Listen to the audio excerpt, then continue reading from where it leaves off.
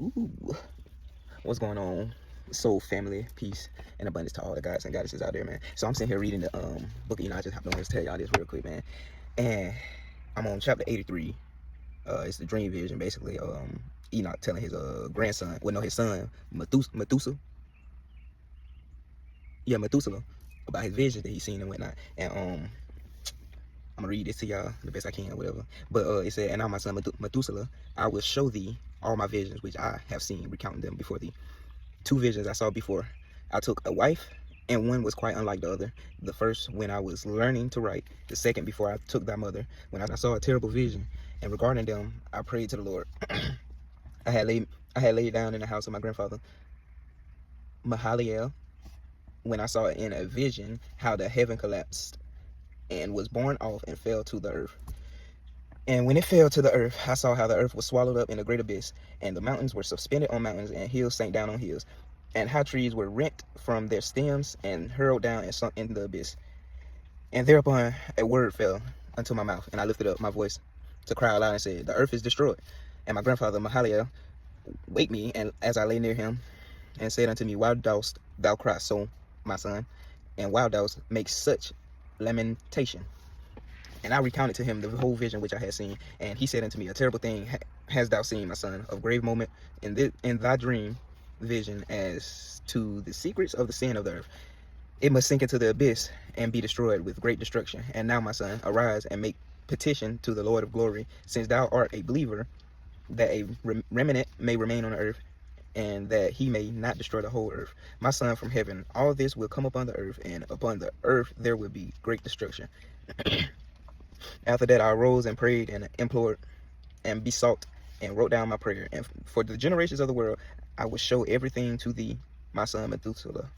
And when I had gone forth below and seen the heaven and the sun rising in the east and the moon setting in the west, if you know, you know, and a few stars in the whole earth and everything as he had shown it, the Lord beginning, then I blessed the Lord.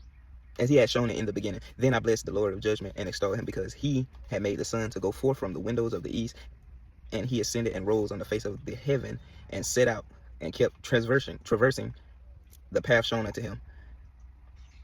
I'm gonna read 84 too. I ain't read 84 because I had to pull out the camera. So let's see what we're talking about together.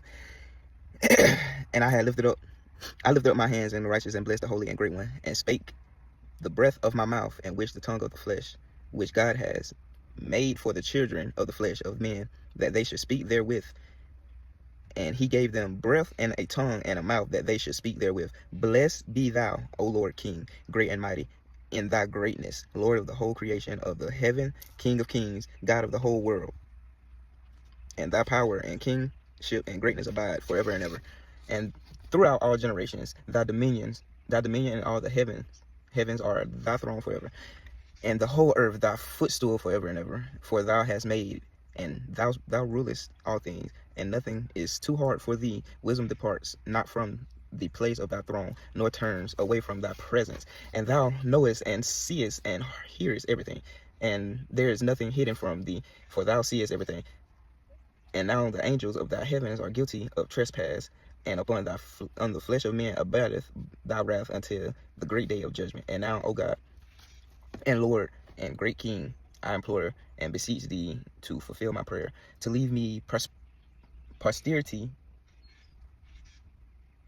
on earth, and not destroy all the flesh of man, and make the earth without inhabitant, so that there should be an eternal destruction. And now, my Lord, destroy from the earth the flesh which has aroused thy wrath, but the flesh of righteousness and uprightness establish as a plant of eternal seed, and hide not thy face from the prayer of thy servant, O Lord.